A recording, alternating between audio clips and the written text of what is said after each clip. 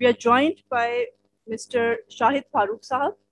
He is the Sub-National Governance Program Advisor for KPK. Thank you so much, sir, for joining us from KPK. And we have with us Mr. Haris Gazdar. Mr. Haris Gazdar is a senior researcher at the Collective for Social Science Research, CSSR, an independent academic and policy research organization in Karachi, Pakistan. And he currently serves as the coordinator on social protection to the Chief Minister of the Sindh province of Pakistan. We are also joined by Mr. Mohammad Waqas, who is the project director at Public Policy and Social Protection Reform Unit.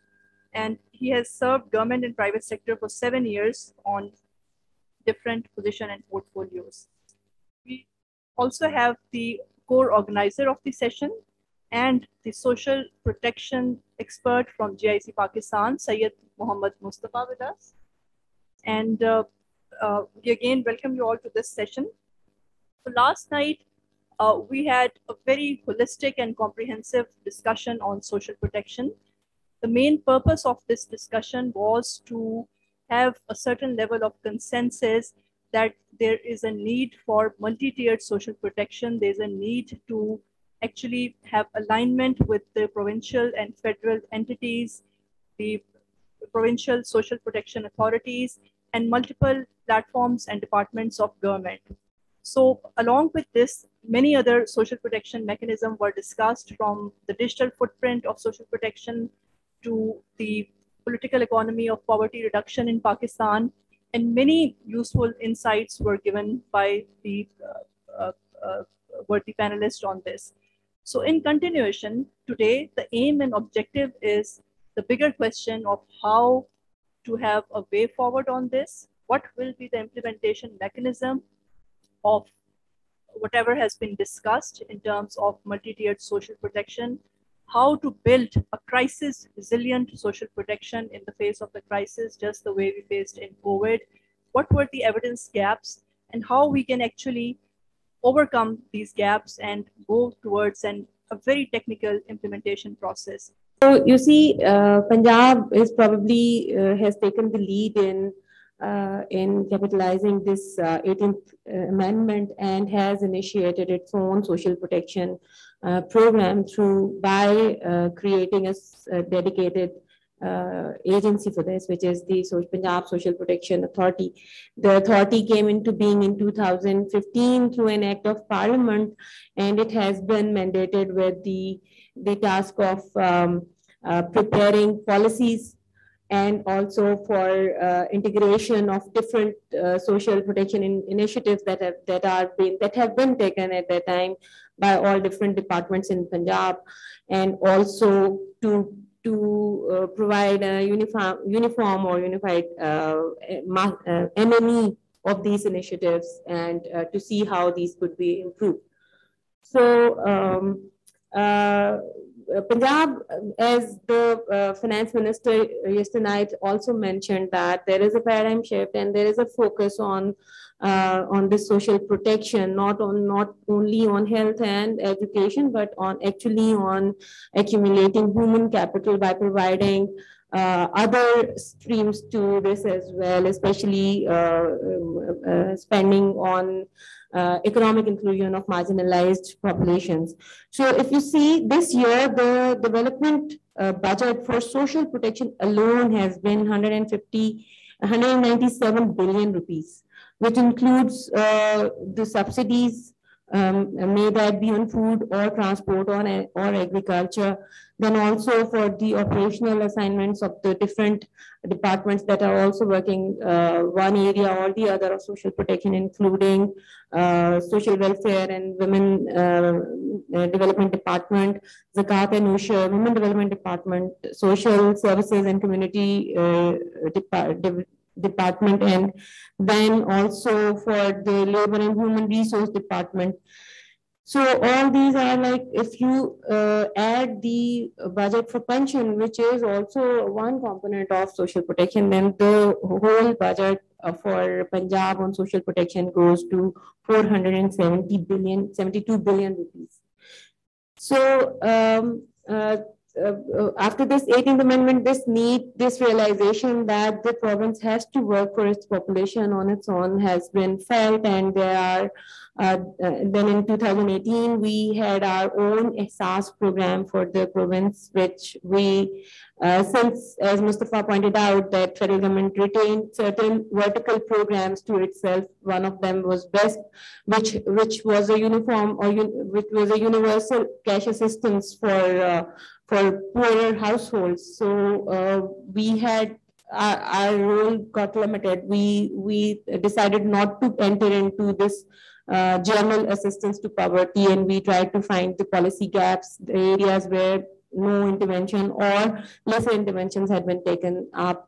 So the first program Punjab Social Protection Authority initiated was a program for persons with disability, where we decided to provide assistance to the disabled persons who are mostly were in the lower strata more.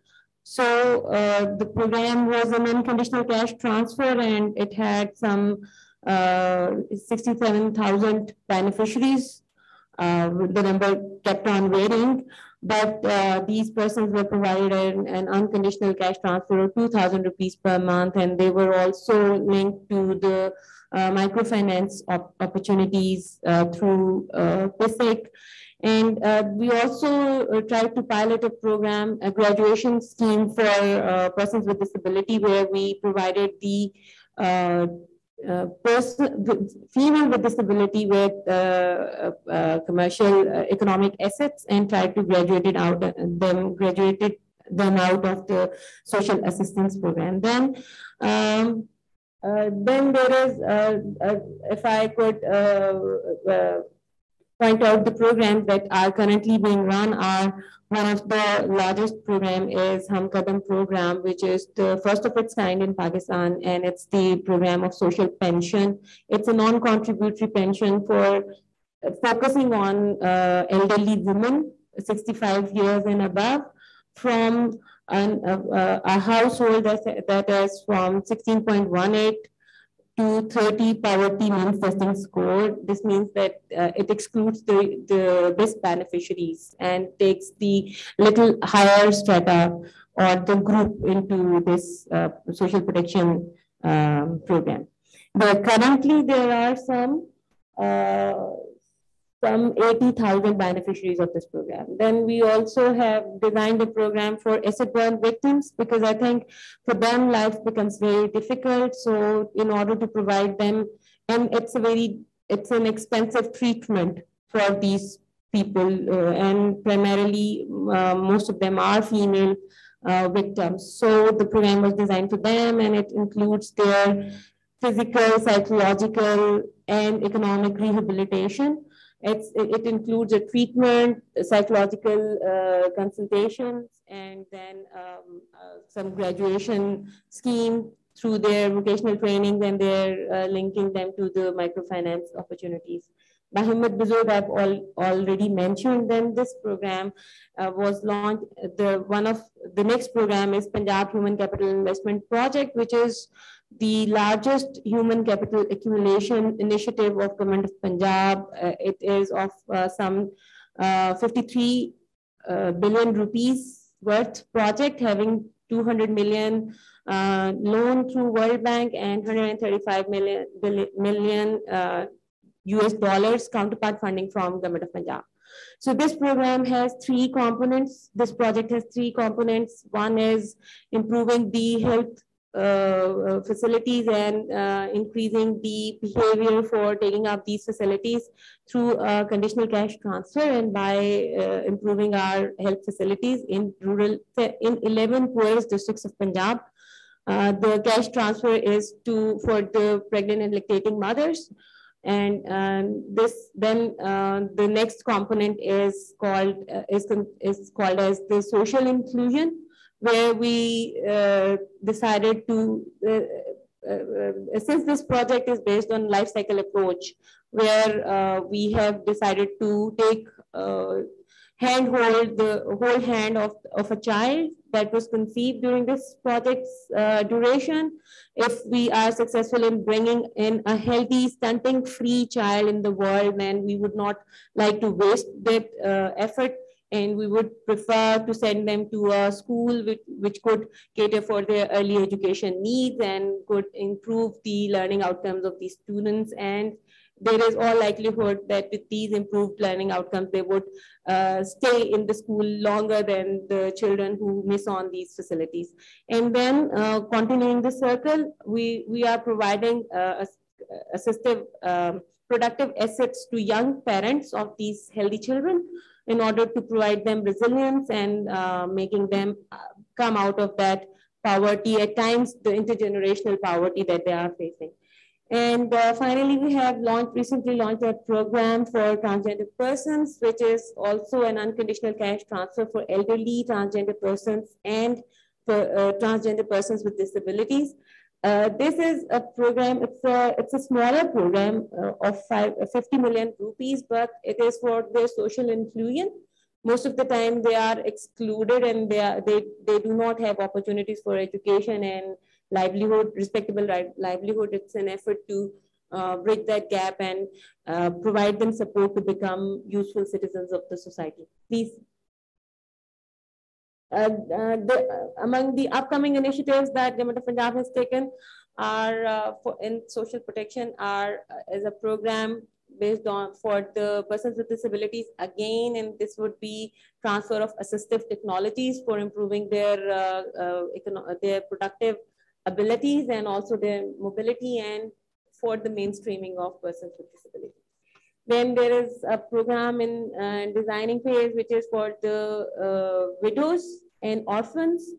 And it would be a phase-wise project, and we plan to have make it a graduation scheme where we could assist them with some vocational training and then provide them some asset and graduate them out. And also similar nature program, which is especially designed for the minorities for their socioeconomic inclusion. And then a program specifically for rural women, which is called WINGS program, which we plan to run through a challenge fund so that we could bring in the element of innovation in graduation models for Punjab. So since the 18th Amendment, these are few of the things that Punjab has been able to do. The reforms are being taken place and in the right direction. For example, Punjab has drafted its social protection policy. It's in the final process of its approval. It's with the CM office and shortly will be presented to the cabinet. Hopefully will be approved. And then we have already drafted a policy for the transgender persons' welfare, and this would also be shortly be presented for its approval. Then the difficult question of identification and targeting of the beneficiary was addressed by making a decision to use the NACR data, which has in a way made the things easier for us, but had its own toll on us as well, because the data's non-availability or its being a static data has posed its own difficulties for designing programs. And then we have also launched an SMS service 8123, which is a short code SMS service, and it's a means of including providing as means of inclusion to the social protection systems, which we did not have earlier.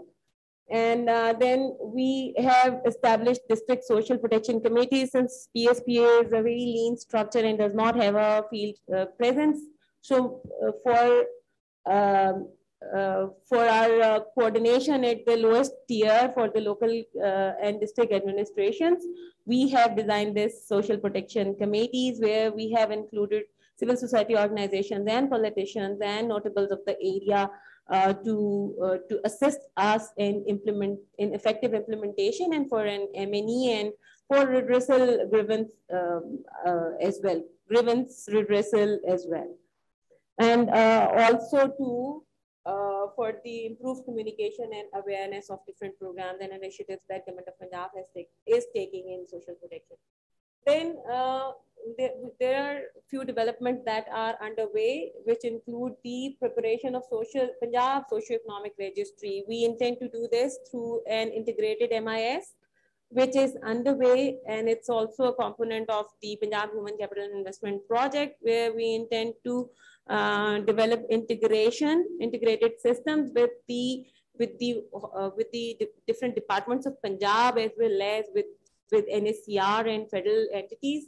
So we have vertical and horizontal coordination, and we could then identify households for social protection benefits instead of providing individuals or providing that assistance blindly to other programs or similar initiatives that are being taken by any other department or government. I think this is the time that we consolidate all these state assistances, may that be through a vertical program, through BEST, or through a horizontal program, through any of the department in Punjab or the authority itself, so that we could consolidate and could see and could measure the impact of that assistance on a household, and then design better and more efficient programs for the optimal utilization of these resources.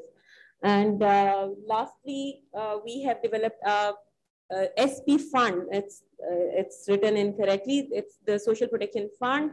That is in the development of that fund is underway, and that would provide Government of Punjab with funding for shock responsive measures for the coming times, inshallah, because at this time when this COVID pandemic hit, there was no means of supporting those initiatives that we designed. So the lesson learned, and we now want to earmark some amount specifically for this purpose that would be utilized. And we intend to use this SP fund for maybe for insurance purposes, maybe for contributory schemes that we want to bring in, and where we want a reciprocity from the citizens for their for their welfare as well.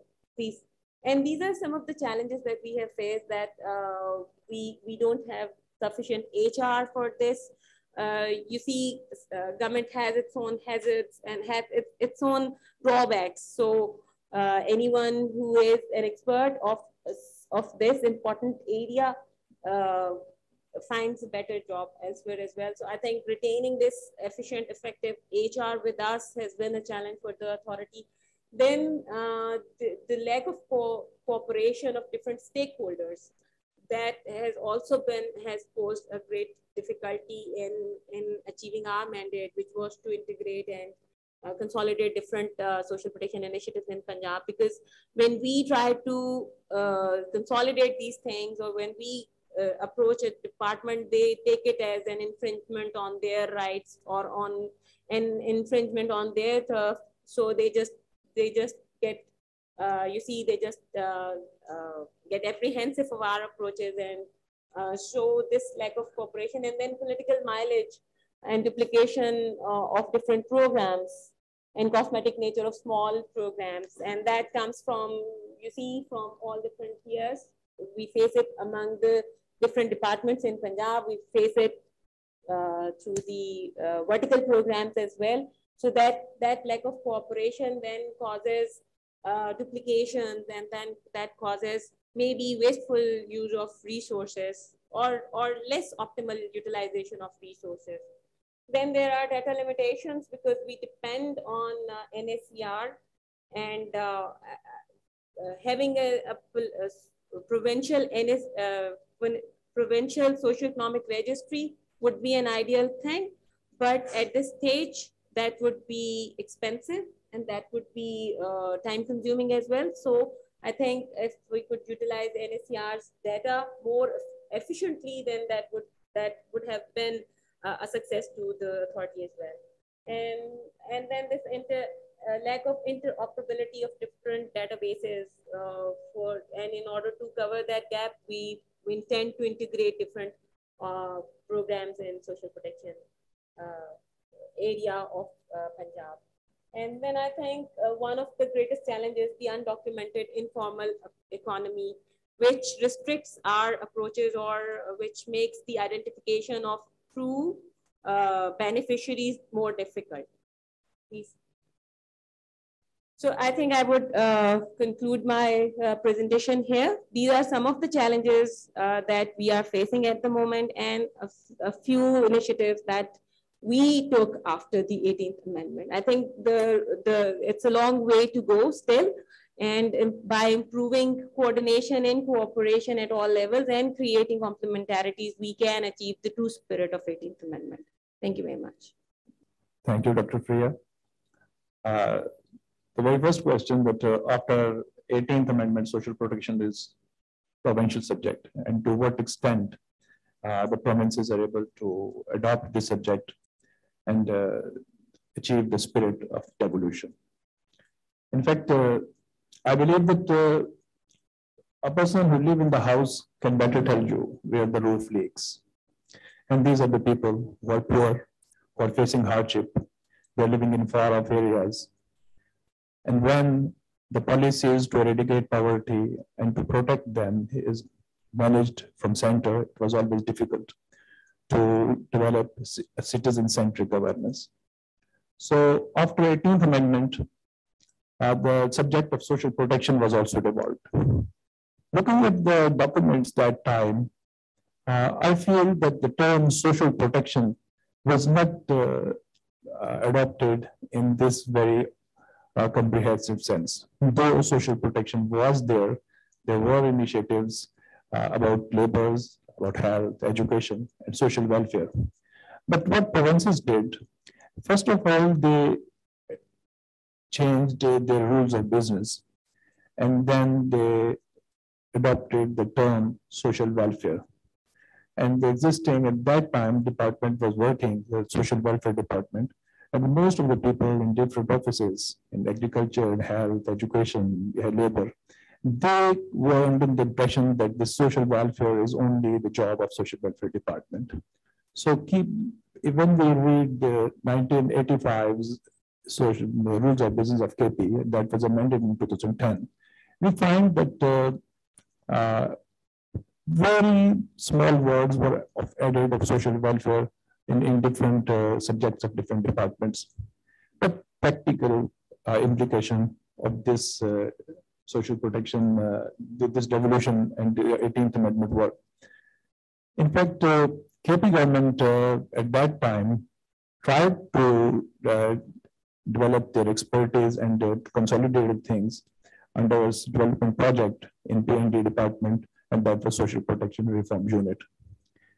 But at district level, there was old social welfare department was working with their own traditional interventions that was mostly focused on institutional care, that there were orphanages, there were shelter homes for widows and needy women, there were some tribal rehabilitation centers, there were some vocational training institutes, and they continue working on this. And then most of the time, we find that at district level, civil society was only focusing on welfare and sort of these social poverty eradication efforts. And the social welfare department was doing the same. Though at provincial level, this social protection reform unit, they introduced some interventions. They tried to develop a mechanism for registration of vulnerable segment at district level. They said made some intervention. Mr. Vikas would be deliberating on this. So the problem is that when COVID struck, Subnational Governance Program started its social protection work stream. And we conducted a study in one district, District Sawat. We found that there was a disconnect between social welfare and shock responsiveness and relief department. The relief department was working in its own way. They were providing the traditional basic rehabilitation efforts, and the social welfare department was working in their own silo. So there was no concept of shock responsive social protection at district level, at provincial level. So this COVID, if we look at other provinces, Punjab took the lead. They had institution, they had draft policy, they had very vibrant institutional system. and they were working on social protection, and they were far ahead of KP. So what are the dynamics? So first of all, what we feel that the level of political commitment and political patronage that was required, that was missing. Though after COVID, we worked on AZME Now and we tried to come up with plans to develop a social protection system. My program, Subnational Governance Program, along with GIZ and ILO, we worked on social protection policy and we taught policy. Then we are also working on social protection strategy, so developing a social protection independent authority institution. This is our next step toward developing social protection system. And so far, we have worked on first developing evidence base to convince the political leadership that we need a system. So we conducted some vulnerability studies. We conducted with this SWOT assessment of how we can connect social welfare with the disaster and shock responsiveness. And then we also worked at how we can mobilize resources from our existing streams for social protection. We conducted analyzed the social annual development program, and we found only 2.8% of annual development program of KP last year had a social protection component.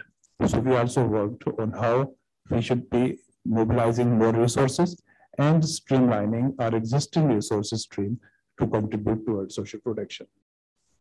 Then this major issue is that the ownership, and that is at district level. So far, a new system of local government is also coming where the district tier has been abolished and things will be going to Tehsil. And this is the time, in fact, we have to work for taking this subject of social protection to grassroots level, to Tehsil level, where we could at least have ready data and we could engage civil society and we could engage the people in communities to develop that third or fourth tier of social protection. This is a bit broader coverage of what social protection, or how after 18th Amendment, we move towards social protection. And in the next session, we will be also, inshallah, discussing on this. Thank you. I presume that you wanted me to speak. Is that correct? The problem is that I can't hear you when you speak. I can hear the other speakers, but madam, I can't hear you. I could hear the other speakers. I still can't hear you. Could you use the mic of the previous speaker, please? I can't hear you.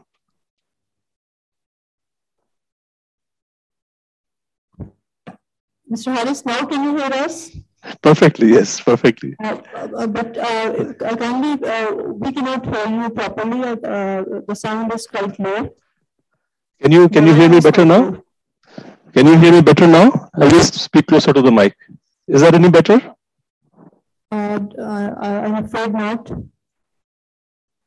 Is that any better? I'll speak louder. We're not able to hear you properly. Allow me to resolve this issue. Issue उनके end से आ रहा है? उनके end से आ रहा है. Harris, I think so. We have to turn Okay. up the volume from our side. Or can you rejoin? Probably that will solve the issue. Is this okay? I've changed my mic. Is it better now? A little better, but we cannot still have the full volume that is needed. Okay, so I'll try to speak loud, and then I'll try to make my points as simple as possible. Can you hear me now? Yeah? Sure. So please continue. Okay. So I'll make one very simple point. I feel that what happened after the 18th Amendment, we need to look at it a little bit more carefully. The 18th Amendment does not prescribe what happens to social protection either way, right? So there is a way of thinking about it, which is that whatever is not in the federal list belongs to the province, but you have several, like you have 4 areas of legislation which happened completely immediately in the aftermath of the 18th Amendment, which were not in the federal legislative list. So poverty, which is the main objective of poverty and wealth redistribution, which is the main objective of the BISP Act. So that came in August 2010. The 18th Amendment came in April 2010. The same parliament. The Disaster Management Act, November 2010, disaster management was neither in the concurrent list nor on the federal list. Subsidies, they're not mentioned anywhere, but of course, the federal government carries on providing consumption subsidies. Food security, it was neither in the concurrent list or on the federal list, and yet we now have a ministry for food security. So I'm just giving this as an example of how we need to be careful about what we interpret as accruing from the 18th Amendment and what we understand from the developments of our political economy and systems. So having said that, I think what has developed since then, since about 2010, is that there is a sense that there are certain aspects of social protection which are clearly within the provincial domain. So social assistance is not, but social insurance is, and social sectors are clearly in the provincial domain. So any social protection activities that we do around the social sectors, those like health and education, disability, a lot of the things that Madam Binish has talked about, so they are clearly in the provincial domain. And I think the social protection activities in those areas of concern, they should belong to the provincial governments. Social assistance, the jury is divided. And if we are seeking a bigger reform in social assistance, which is basically the BISP, I think that any future reform of that would be linked to further reforms in the tax system, right? So the 18th Amendment also was assigning taxes or reassigning certain taxes. So if we are looking at a bigger reform where social assistance moves lock, stock, and barrel to the provinces, I think the provinces will only accept it if it happens alongside a bigger reform in the tax systems, where a lot of the taxation mandates also go to the provinces. So that's a bigger question. It will have to await. What we have now is, I think, very important and interesting. What we have now is we are settling into a situation where the bulk of social assistance will belong to the federal government. The bulk of social insurance and any activities around the social sectors will belong to the provincial governments. Plus, the provincial governments would have the mandate to pursue specific priorities which are in line with their own political priorities and in line with their own specific provincial conditions. So this is what we have heard from Madam Binish with respect to what's going on in Punjab. So given all of that, what I would like to talk to you about now is our experience in Sindh. And I would keep it brief and very simple again. If you can allow me to share my screen, I would like to show you just a few pictures. Can I? Yes, I can share my screen. Okay. So there are several. So here is an example in Sindh of a provincial priority, right? So we have a lot of political interest, which led to legislation for the recognition of women agricultural workers back in 2020.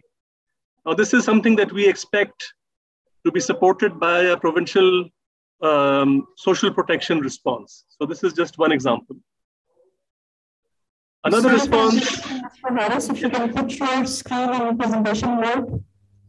I'm sorry.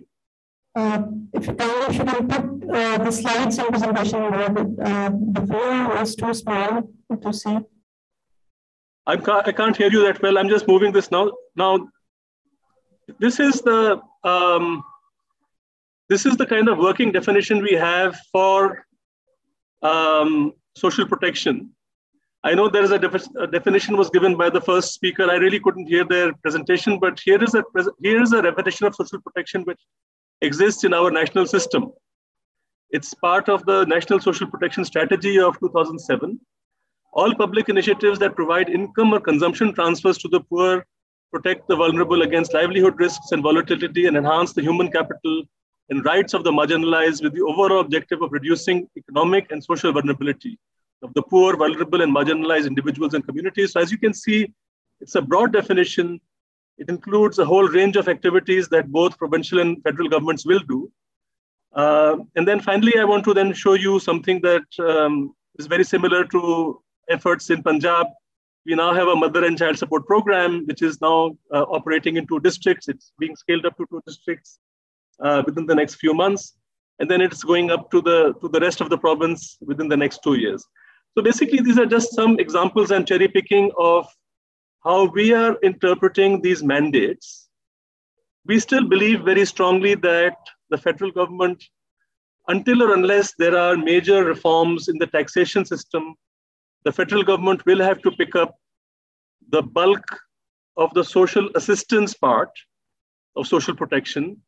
And the mandate which was established under the BISP Act, we think is a correct one, which is that, you know, the Act says that you have to, so it's basically asking for financial capacity of the poor, targeted uplift, reducing inequality, and this redistribution of wealth. So all of those, I think, would remain mandates of whichever tier of government has the bigger taxation mandate. So I think that change will only come with time as we have tax reforms.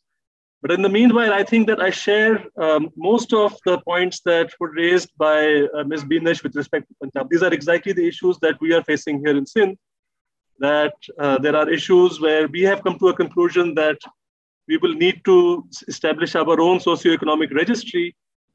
Some of the principles that we are adopting for the establishment of our socioeconomic registry are slightly different from the principles which are currently guiding the BISP program.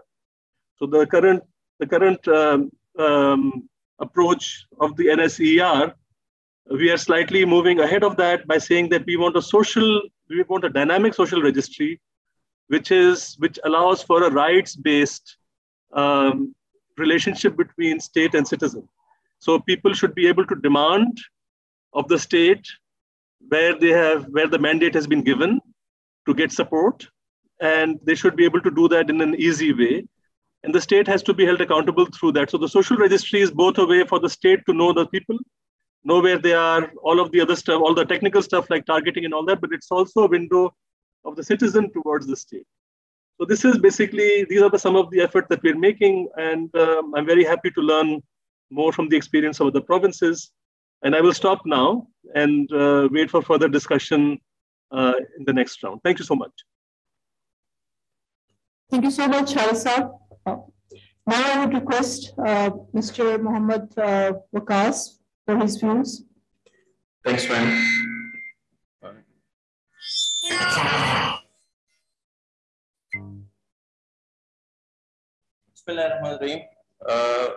मैं basically social protection reforms unit को represent करता हूँ KP. शायद फारूक साहब ने तो बता दिए हैं केपी का आफ्टर डिवोल्यूशन 18th अमेंडमेंट के बाद केपी का क्या बना, उस पे तो थोड़ा उन्होंने ब्रीफ किया। 18th अमेंडमेंट के बाद सोशल प्रोटेक्शन सुबह को जब डिवोल्व हुआ सब्जेक्ट, तो सोशल वेलफेयर डिपार्टमेंट के पास ये सब्जेक्ट आ गया। नॉर्मली सोशल वेलफेयर डिपार्टमेंट के रेगुलर जो स्कीम्स चल रहे थे under social welfare department, institutional care के और ज़कात डिपार्टमेंट के जितने भी उनके रेगुलर स्कीम्स थे वो तो चल रहे हैं, लेकिन एक जरूरत महसूस हुई कि एक यूनिट हो जो इन सारी चीजों को देख सके, और पीएनडी डिपार्टमेंट में एक सोशल प्रोटेक्शन रिफॉर्म्स यूनिट बन गया। सोशल प्रोटेक्शन रिफॉर्म्स यूनिट बनने के बाद एक सोशल प्रोटेक्शन पॉलिसी बनी बैक 2014 में। 2014 की वो पॉलिसी ऑल्दो के ड्राफ्ट पॉलिसी थी, लेकिन उसको फिर टेस्ट किया गया सिंगल विंडो सर्विसेज के थ्रू पे 2 पायलटेड डिस्ट्रिक्ट नौशहरा और डिस्ट्रिक्ट लोअर में। Meanwhile, बहुत सी सर्वेज भी हुई थी, नॉलेज एटीट्यूड सर्वे था, टैप सर्वे और मैपिंग जो ILO ने की थी डिफरेंट सोशल प्रोटेक्शन प्रोग्राम्स की, वो भी हुई थी। वन विंडो सर्विसेज से हमें सिस्टम में क्या चैलेंजेस हमें फेस आ रही हैं, वो सारा कुछ हमें वन विंडो ऑपरेशन से तकरीबन वो फील हो चुका था। اس کے بعد اگر ہم ڈفرینٹلی کے پی کے سوشل پروٹیکشن پروگرامس کو دیکھ لیں تو کے پی سوشل پروٹیکشن پروگرام گزارا الاؤنس کو وہ پرووائڈ کر رہے ہیں کیش اسسٹنس کے پروگرام میں, انسٹیٹیوشنل کیئر وہ دے رہے ہیں, ووکیشنل پروگرامس وہ پرووائڈ کر رہے ہیں. اس طرح اسٹیپن پروگرام ہے ان کا جو ایجوکیشن ڈپارٹمنٹ وہ پرووائڈ کر رہے ہیں. فلیگ شپ پروگرام جو ان کا کے پی گورنمنٹ کا آیا وہ ان کا ہیلتھ سیکٹر میں آیا, اور ہیلتھ سیکٹر کا وہ ہیلتھ سہولت پروگرام تھا. جو ہیلتھ سہولت پروگرام تھا وہ انیشیلی پائلٹ ہوا تھا, اور اس کے بعد وہ آل اوور کے پی اس کو ابھی اس کی پروویژن ہے. سوشل پروٹیکشن ریفارمز یونٹ کا بیسیکلی مینڈیٹ یہ ہے کہ وہ کرنٹ سسٹم کو دیکھ لے اور کس کس چیز کی ریفارمز کی ضرورت سوشل پروٹیکشن میں ریلیٹڈ ہے وہ. تو اس پہ انیشیلی ہم نے ایک 3 ایئرس کا جو پلان تھا وہ بنا لیا, اور 3 ایئرس کا پلان اس میں ہمارا جو کی انٹرونشنز تھی وہ development of social protection policy for Khyber Pakhtunkhwa, development of social protection strategy for Khyber Pakhtunkhwa, support and assistance to social protection entities, improved coordination mechanism through social protection forum, and need-based capacity building of the stakeholder, reconstruction and expansion of OVO through IEP, MIS, review and re-engineering of the existing SP schemes and programs, establishing forward linkages, اور 2 service تھی جو studies کی ضرورت تھی. ایک social protection rapid assessment کی جس میں PR پبلک ایکسپینڈیچر ریویو اور سوشل پروٹیکشن سسٹم ریویو کا. سوشل پروٹیکشن کی جو پالیسی تھی 2014 کی اس کو ٹیسٹ کیا گیا تھرو ون سروسز. وہاں پہ جتنے بھی ہمیں چیلنجز آئے اور پوسٹ کووڈ جو ایمرجنسی کی سچویشن کریٹ ہوئی اس کے سیناریو میں ہمیں ضرورت پڑی کہ اس پالیسی کو ہم ریوائز کرے اور اس کو اپڈیٹ کرے according to the need. Meanwhile جو ہمارے پاس سب سے بڑا چنک آ گیا وہ NMDs کا تھا جو نیولی مرجڈ ایریاز ہیں, اور وہ کیپی پہ ایک کیپی کے ساتھ اس کی وہ آ گئی. تو پالیسی میں اب ہم اس لیول پہ ہیں کہ پالیسی کو ہم ڈرافٹ کر چکے ہیں, اور وہ PSC میں جو پروجیکٹ اسٹیئرنگ کمیٹی ہے وہ اس سے اپروو ہو چکی ہے اور آگے وہ CM تک پہنچ چکی ہے. کی اس کے بعد ہم جتنے یہ دوسرا ہمارا سٹیپ ہے وہ سوشل پروٹیکشن اسٹریٹجی کا ہے. اسٹریٹجی کے لیے ہم نے TORs بنا لی ہیں, اور TORs کو ابھی اس پہ بھی شارٹلی ہم انشاءاللہ اسٹریٹجی پہ کام شروع کر رہے ہیں. اس میں ہمارے ساتھ ڈیولپمنٹ پارٹنر ہیں ILO, GIZ, SNG, یہ ہمارے ساتھ بڑا سپورٹ کر رہے ہیں اس سارے پروسیس کو. ہمیں اگر سسٹم کو دیکھ لیں کہ چیلنجز ہمیں کیا کیا آ رہی ہیں سسٹم میں, تو میں ذرا اس پہ تھوڑا سا روشنی ڈالنے کی کوشش کروں گا کہ اگر ہم دیکھ لیں پنجاب کا سیٹ اپ, کیونکہ ہم زیادہ تر چیزوں کو بورو کرتے ہیں پنجاب سے, اور مطلب جتنے بھی آئیڈیاز ہیں زیادہ تر ہم سیکھنے کا موقع ہمیں ملتا ہے پنجاب سے. پنجاب میں سوشل پروٹیکشن اتھارٹی بنی ہوئی ہے جو سارے سسٹم کو وہاں پہ وہ مینج کر رہی ہیں, سوشل پروٹیکشن ریلیٹڈ جتنے بھی اسکیمز ہیں. کہتے ہیں ہم اس ٹائم پہ ہمارے پاس انڈیکیٹ لیگل فریم ورک ہے, ہمارے پاس کوئی اوور آرچنگ باڈی ہے نہیں کہ ہم اس اوور آرچنگ باڈی کے تھرو پہ سارے سوشل پروٹیکشن کے جتنے بھی اینٹیٹیز کو اس کو اکٹھا کر لے. تو ہمارے پاس سب سے پہلے تو یہ ہے کہ legal frame work social protection act 1995 کا جو تھا اس میں سوشل ویلفیئر کا کانسیپٹ موجود ہے, لیکن سوشل پروٹیکشن کا ایز اٹ از کانسیپٹ موجود نہیں ہے. تو یہ ہمیں وہاں پہ انکارپوریٹ کرنے کی ضرورت ہے. انسٹیٹیوشن کیپیسٹی اینڈ گورننس کی ہم جتنا بھی ڈیٹا ہمارے پاس ہے فریگمنٹڈ ڈیٹا موجود ہے, ٹارگیٹڈ میکینزم کوئی نہیں ہے اسکیمز کا, تو ٹارگیٹنگ کا ایشو ہمیں آ رہا ہے, یونیفائڈ رجسٹری نہیں ہے, ایفیشنسی اینڈ ٹرانسپیرنسی اگر ہم دیکھ لیں تو اس کے لیے کوئی مانیٹرنگ کا ایز سچ وہ سسٹم ابھی موجود نہیں ہے. لیک آف شاک ریسپانسونیس ہے سسٹم میں, بلڈنگ ہیومن کیپٹل پہ اب بہت سے کام کرنا ہے, اور لیک آف کمیونیکیشن اسٹریٹجی ہے. تو آل دو کے ڈفرینٹ ڈپارٹمنٹ, زکات ڈپارٹمنٹ, سوشل ویلفیئر ڈپارٹمنٹ, ہمارا PSSI, جتنے بھی سوشل پروٹیکشن میں ڈپارٹمنٹس کام کر رہے ہیں وہ تو ریگولر سروسز پرووائڈ کر رہے ہیں. اس کے تقریباً مور دین 26 اسکیمز ہے جو ہم نے 1 ونڈو میں اس کو ٹیسٹ بھی کیا تھا. तो 26 स्कीम तो वो ऑलरेडी अवेलेबल है, लेकिन हम पॉलिसी अप्रूवल के बाद ही इस पोजीशन पे होंगे, और अगर हमें कोई ओवरआर्चिंग बॉडी मिलती है या ये सब्जेक्ट स्पेसिफिकली किसी यूनिट को, अभी तो सोशल प्रोटेक्शन रिफॉर्म यूनिट ही वो काम कर रहा है, लेकिन हमारे जो मेजर प्लेयर है इसके तो वो तो सोशल वेलफेयर डिपार्टमेंट है और ज़कात इशू डिपार्टमेंट। तो इस पे हम एक गाइडलाइन ले सकते हैं आगे पॉलिसी के अप्रूवल के बाद ही। तो फर्दर मैं इसमें ऐड करूंगा कि सिस्टम बेस्ड अप्रोच की तरफ हमें बढ़ना चाहिए, और उस सिलसिले में हम एक इंटीग्रेटेड सोशल प्रोटेक्शन MIS की तरफ जाने की कोशिश कर रहे हैं, जिसमें हमने ज़कात एंड उशर डिपार्टमेंट के लिए सिस्टम को ऑनलाइन किया है और उनको एक डेटाबेस प्रोवाइड किया, और इसी तरह ज़कात MIS भी बना लिए हैं। तो आगे भी कोशिश कर रहे हैं कि हम सिस्टम को जितना भी इंटीग्रेट कर सकते हैं, तो ताकि डेटा, सबसे बड़ा मुश्किल इस टाइम पे डेटा का है, क्योंकि हम सारा डेटा जो है अभी इस टाइम पे NACR का डेटा ही यूज करते हैं, लेकिन उस तक पहुंचने का जो वो है वो थोड़ी सी मुश्किलात वापस आ रही हैं। तो हम कोशिश कर रहे हैं कि जो अवेलेबल डेटा कैपी में हम, चूंकि अभी यूनिफाइड रजिस्ट्री मौजूद ही नहीं है, तो अगर हम केपी में एक यूनिफाइड रजिस्ट्री की तरफ जाए और एक सिस्टम बेस्ड अप्रोच की, एक SPMIS इंटीग्रेटेड SPMIS की तरफ जाए, तो हो सकता है कि आगे फ्यूचर में जाके एक एंटिटी का दूसरा एंटिटी वो डाटा यूज कर सके। सो ये थोड़ा सा, thank you. Thank you very much, Mr. Vikas, for your views on this subject. So very enriching discussion and many points to ponder and deliberate upon from this discussion. I found the one fact very alarming that was presented by Mr. Haris Kastar, that 18th Amendment doesn't describe what happens to social protection anyway, and we need to be careful about how we interpret social protection and 18th Amendment. So that's just like going back to square one and starting all over again. So again, many items that are not present on the concurrent list, on the federal list, that pertains to a domain of social protection, and the much essentially needed reforms for taxation, without which, as per Mr. Haris Wasdar, it is very difficult if this alignment between federal and provinces can take place. However, if you note from this discussion, there's a clear distinction that social protection belongs to the provincial domain, whereas social assistance pertains to the federal domain. But still, despite this distinction, this clear distinction, it's not happening the way it is supposed to be.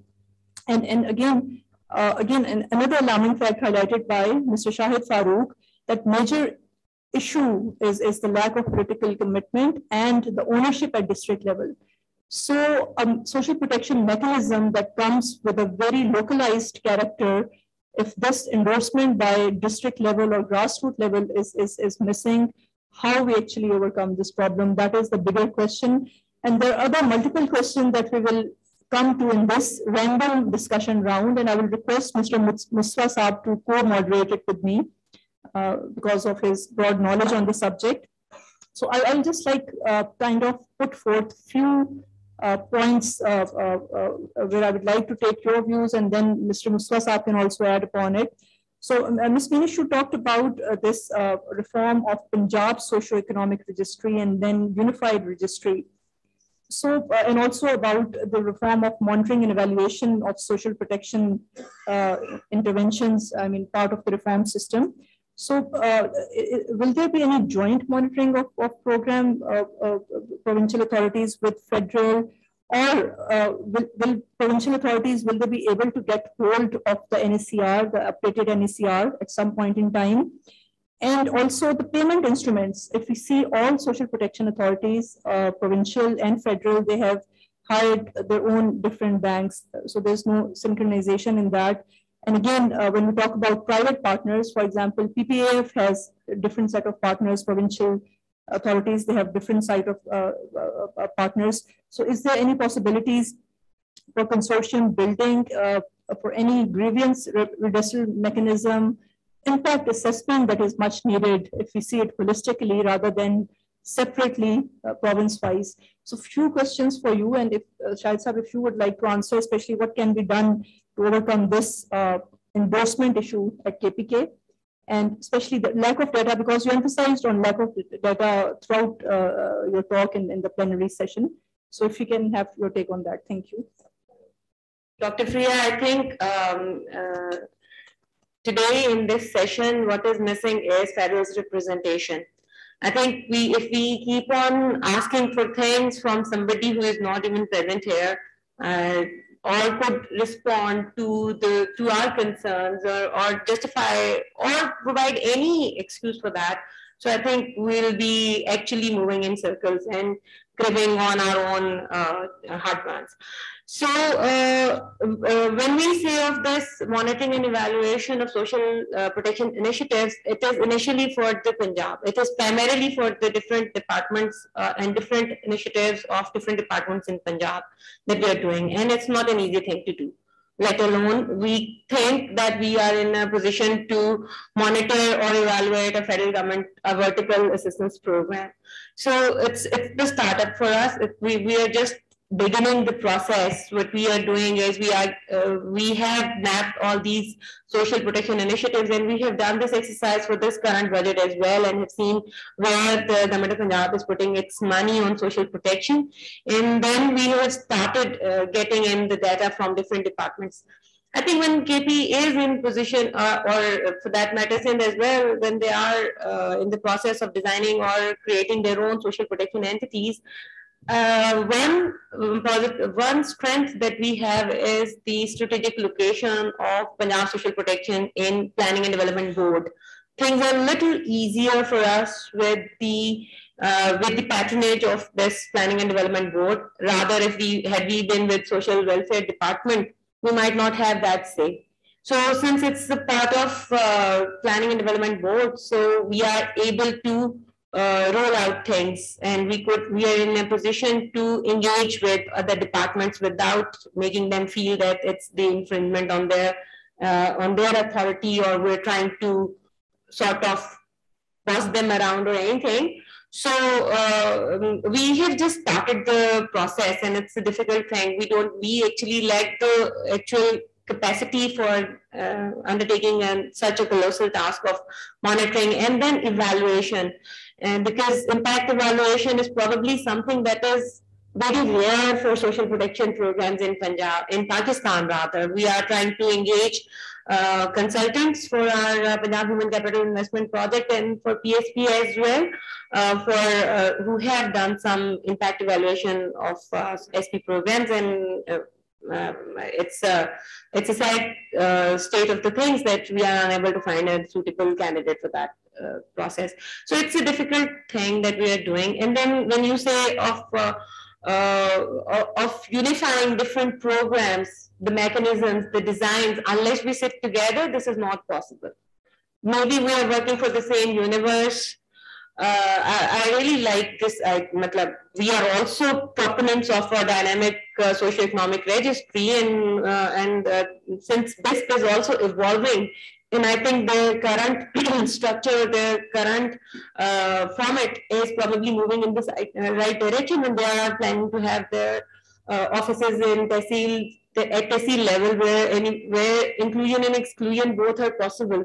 But that main ownership of the local governments, which is missing, and that reporting area, who should be entrusted in exclusion of a beneficiary when they are capable enough, would probably be the local government the best. If it's their budget and they need to spend, then they are the ones who are actually looking after that, who is in the need and who is at a point where he or she can be graduated out.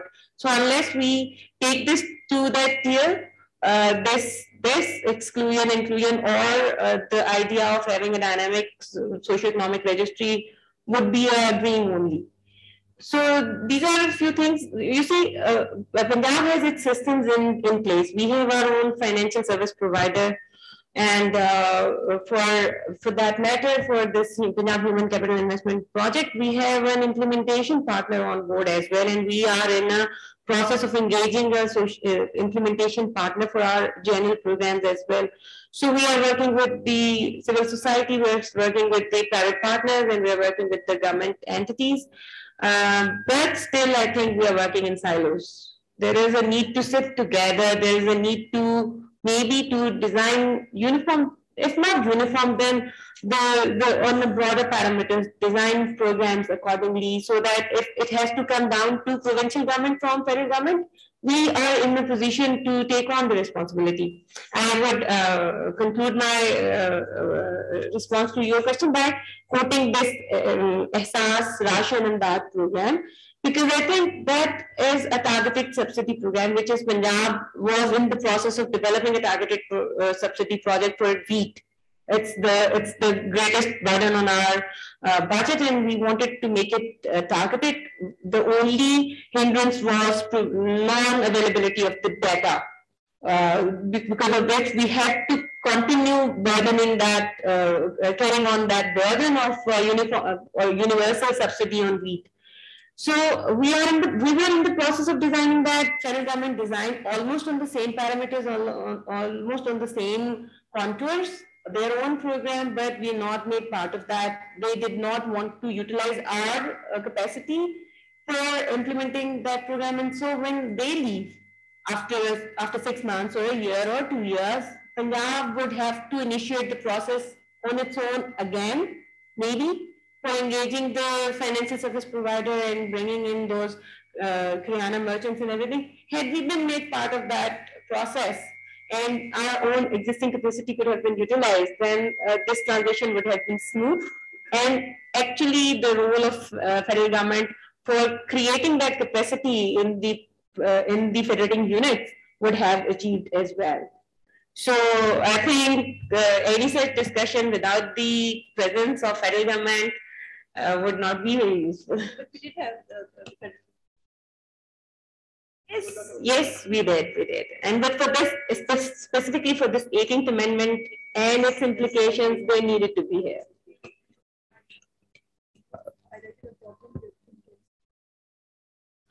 Thank you. I would supplement the Ma'am Bini's viewpoint. In fact, ground realities are sometimes very bitter. We normally avoid.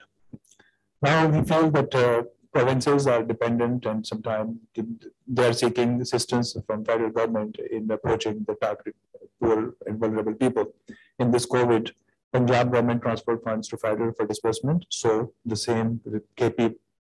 But what would be the scenario, just being a bit devil's advocate, that if the province has different party in province and different political party in federal, there may be some strained relationship, God knows, and who would be the victim? The victim would be the people. So when this unfortunate scenario emerges, then we will be again coming to that point that there was devolution, there was 18th Amendment, there was the provinces were required to develop their own socio-economic registry and their own program registry. So one thing that is clear, that with all the goodwill and with all the support of federal government on one hand, the provinces will have to develop their own data for use in any emergency. Number one. Number two is that G2C payment system, with the advancement of technology, there are different models. And we can take advantage, and we can just have assessment of different models being adopted by provinces and federal government. So to come up with one most economical and efficient and swift model that should be obviously used by any province. So the third thing is that so again, I would like to avoid, because without any representation from federal government, I feel that the provinces, sometimes when we talk to some policymakers and practitioners, they are under the shadow of this program, federal government's programs. They feel that they're doing a good job. So why should we bother again? So thing is that we have to, and this session would definitely contribute towards this, that we have to develop a social protection system at provinces, having strong presence at grassroots level with respect to data generation, with respect to participation and cooperation with the civil society and different private sector actors. We need to enrich that we can, at first instance, we can have the data from National Socio-Economic Registry, and we can add and we can localize these data set with the ground realities in every different province. Thank you. Thank you so much, Shahid sir. Mustafa sir, now I would request you to intervene and be part of this discussion. Thank you, Dr. Faria, and thank you to all the panelists for the contributions. In the presentation, Madam Binish, you also mentioned that there was a lack of field formations. And you also mentioned that an implementation partner is sort of required. And I think Gaza Saab also mentioned that their particular act for, let's say, the rural women, agricultural women, also requires a registry to be developed at the Union Council level. Now, to what extent can the capacities of the local government actually be built so that they can actually take the role of implementing partners, which ideally they should be, and which I think is something that Sindh envisages. So, Gaza Saab, I would really, I don't know much about the provincial dynamics in Sindh, but does a local body system presently exist in Sindh? And does it have the capacities to actually implement such a system, where they are continuously recording data and where also rural women would have an incentive to provide that data? And what would be, let's say, the situation in Khyber Pakhtunkhwa and also in Punjab? So my question would be to all three representatives of the provinces. So, Gaza Saab, would you like to go ahead first? Thank you very much for your question. What we're envisaging is that virtually all of our interventions require some partnership with an existing provincial government department. So if you look at our mother and child support program, it's basically, for an ordinary citizen, it's not possible to see if it's a program run by the Department of Health or if it's a program which is run by the Social Protection Strategy Unit, right? So, and that's how it should be. So a woman who is pregnant and who's eligible to register at the health facility, she doesn't really care whether it is the Social Protection Authority or if it's the health department. She's going to a health department facility, which in our case is any case, in Sindh, we have subcontracted them to through a public-private partnership. So the idea is that the government of Sindh, through its health department, takes responsibility for the supply, and through its social protection system takes responsibility for the uptake, right? The citizen does not have to bother very much about what the bureaucratic nuance is, but it is a seamless kind of an interaction. So, and this is really the beauty of doing these kinds of things at the provincial level. So when you do this from the federal level, you add 2 or 3 layers of coordination, which are very difficult to navigate. Now, to the point about the registration of women agricultural workers. Of course, the law is, the law mandates the Labor Department to do this. The Labor Department doesn't yet have the capacity to do it. But now we have the legal mandate, and we are now using that legal mandate to develop capacity at the Union Council level. So we're looking at the Union Council as a territory. We're not yet looking at the role of the Union Council government in this. So we're looking at the Union Council as a territory, and we want to make sure that registration can happen at the Union Council level. Yes, at some stage in the future, we will have to develop the capacities of local governments too. Currently, local governments across Pakistan have minimal capacity, right? So what we do is when we have elected local governments, we expect the elected councillors to do a lot of these things. That's just not right. Now, most union councils have 1 or 2 officials who are also poorly trained, who are now doing some civil registration and vital statistics work, but nevertheless, really under capacity. So I think that all of that will have to happen. And I agree with Madam Binish's point and the other gentleman's point that, some of this validation and some of this, people being in and out of registries would have to be the responsibility of the local level of government. But you can't do this by saying that, look, the entire thing can be outsourced for free to elected officials. I think that you will have to be actually much more careful. You'll have to set up systems properly. A union council currently in Pakistan is, virtually the size of a small district at the time when the districts were made, right? So actually, these are huge territories, right? So you have the average union council in Sindh has a population of about 25 to 30,000 people. An average union committee in Sindh, in the urban areas, has a population of 75 to 100,000 people. These are massive. The amount of capacity we have there is very, very minimal, very thin, right? How we get around that in our different programs, we're just being innovative and clever. So we're leveraging the presence of the health service provider in one program. You will leverage the presence of the education service provider in the other. And in some places, we'll have to put in our own people. But we will have to do that also very carefully because, we can't expand a huge, HR footprint on this. But I think that there is a discussion to be had. And I agree with a lot of the spirit of the discussion here, that we need to be thinking in a coordinated way. We need to be thinking in a joined up way. We need to settle certain principles as to, what will be the federal areas of work, what will be the provincial areas. At the moment, we are getting there, I think, gradually through practice.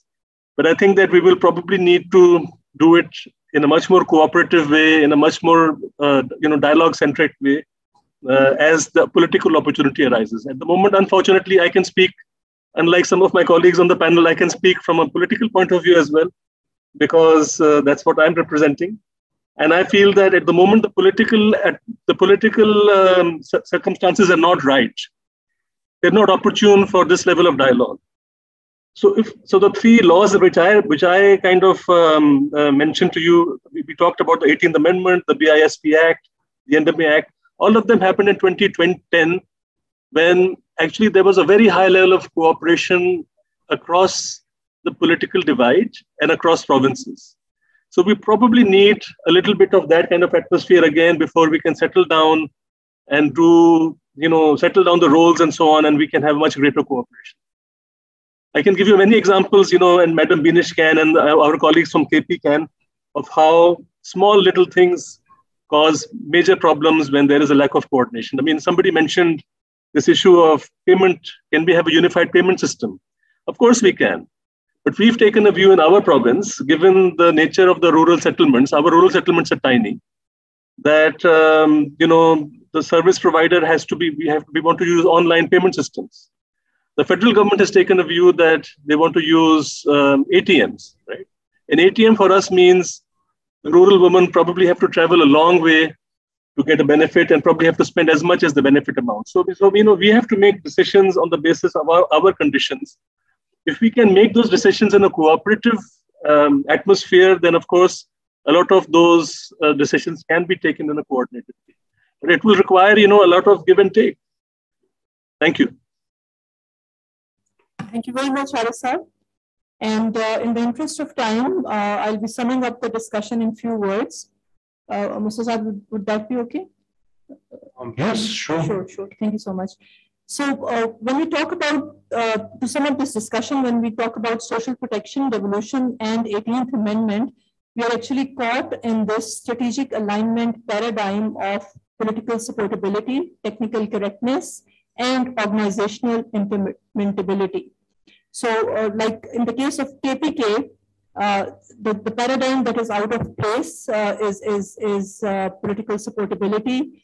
For actually this technical correctness that is also missing, because in terms of defining social protection, under the umbrella of 18th Amendment, we need to be very clear of the distinctions and the items on the federal and provincial list and how they are interrelated.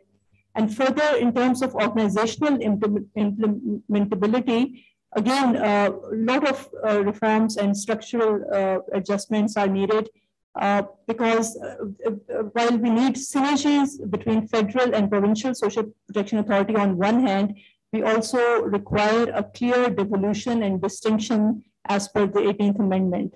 So unless this entire paradigm of 3 pillars in place, it's very hard to say that we are on the road to devolution. And in the interest of time, I will just very quickly, in a minute, we will take 2 questions for the audience. I will request the audience to be very brief about it, and also the panelists, because we are over time. So please, if you have any questions, please do ask. Gigi, sure.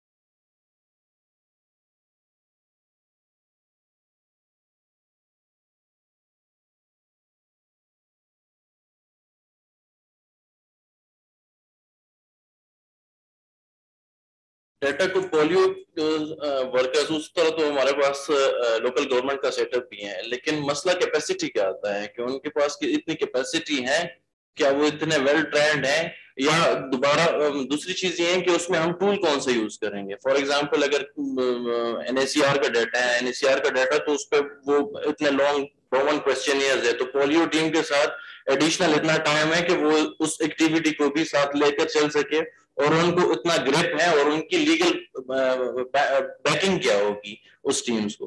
तो ये problems आ रही हैं इसमें, although कर तो सकते हैं, लेकिन ये है कि उसमें ये प्रॉब्लम्स. मैडम अगर आप आप बिल्कुल ठीक कह रहे हैं कि ये जो टीम्स जैसे पोलियो टीम्स हैं या हमारे पास लेडी हेल्थ वर्कर्स हैं, इनकी अपनी असाइनमेंट्स इतनी ज्यादा हैं कि ये काम करना फिर बहुत मुश्किल हो जाएगा. May be 1 household per day कर रहे हो तो यू कैन इमेजिन कि हमें कितना वक्त चाहिए होगा ये सारा सर्वे कंडक्ट करने में. और फिर दूसरी ज्यादा इम्पोर्टेंट बात ये कि आप मीन्स क्या यूज कर रहे हैं. अगर तो हम PM की जो NACR का डाटा है उसके मुताबिक कर रहे हैं तो उसकी वेरासिटी को चेक करना एक और इशू होगा कि कितनी हद तक आपने सही डाटा इंटरप्रेट भी, जो रिस्पॉन्सेज है उनको इंटरप्रेट किया है, सही डाटा कलेक्ट किया है कि नहीं किया.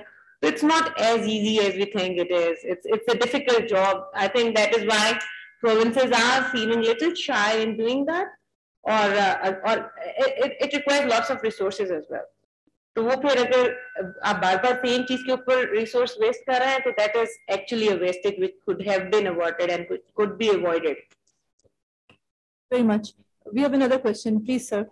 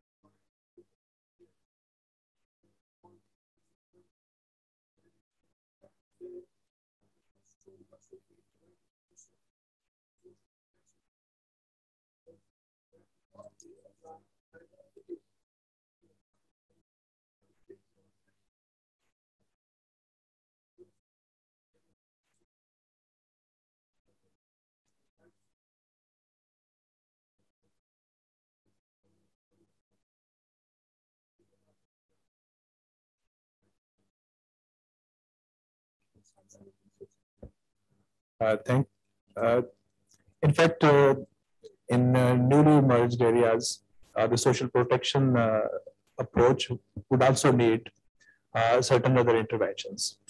First of all, we have to mainstream the people of FATA in their say in the government. So social protection, where social protection is concerned, they are unprotected people. The whole life cycle approach, you will find in FATA, we need to work on children, on nutrition, on schools, on health, on employment, old age benefit, everything. For a whole life cycle approach we need, and we need specific and special funding to invest on FATA to bring at least the FATA people at par with. And so in our social protection policy, draft policy, we have a specific emphasis on improving our investment on FATA. So recently, there was a 2 billion rupees project only for FATA, but that is not sufficient. We need more resources. And obviously, with this, we need to develop hospitals, education, the facilities, schools. This also come under the purview of social protection, in fact.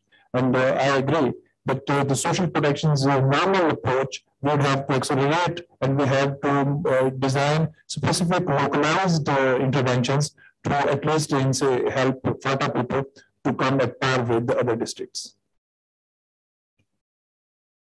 So, Mr. Isab, just before we finished, I've been asked if I can take one policy recommendation in a sentence from each of the panelists. We would be grateful. Thank you very much. Please, Ma'am Binish, if you can go first.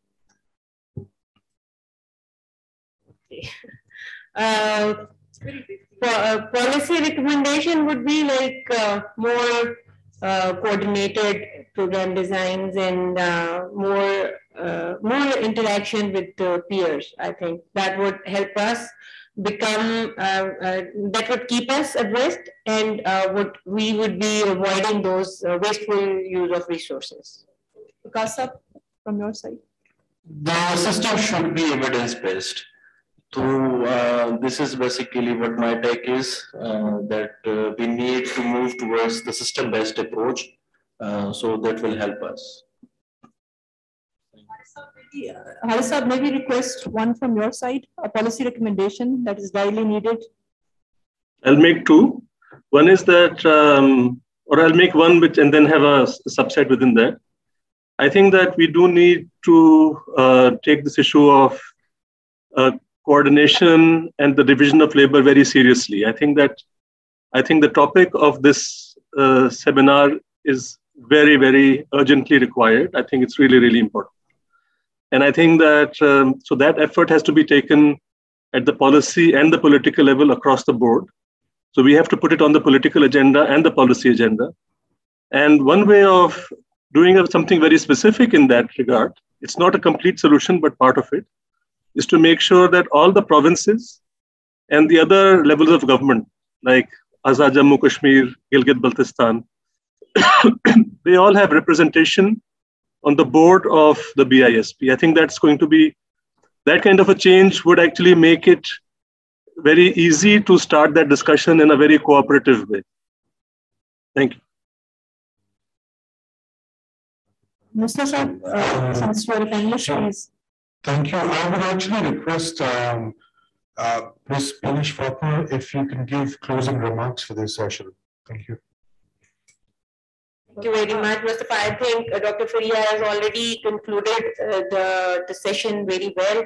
It was a very enlightening session, hearing from KP, especially from SEN. So we didn't get a chance to interact with the SEN SP unit, at least to that much. They've been there twice, but I think there's a need to sit with you and learn a lot from you as well.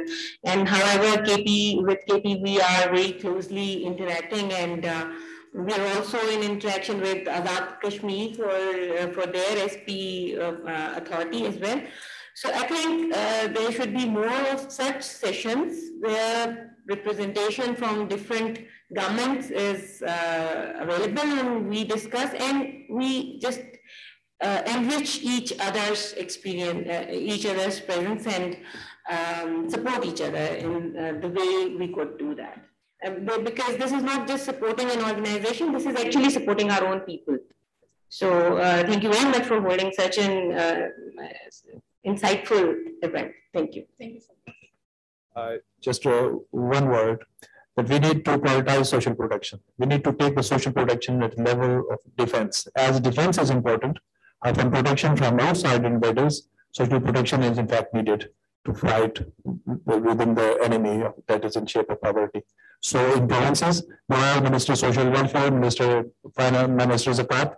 They should, I think, the provinces should focus on Ministry of Social Protection, and that would be generating that political will and that patronage. Thank you.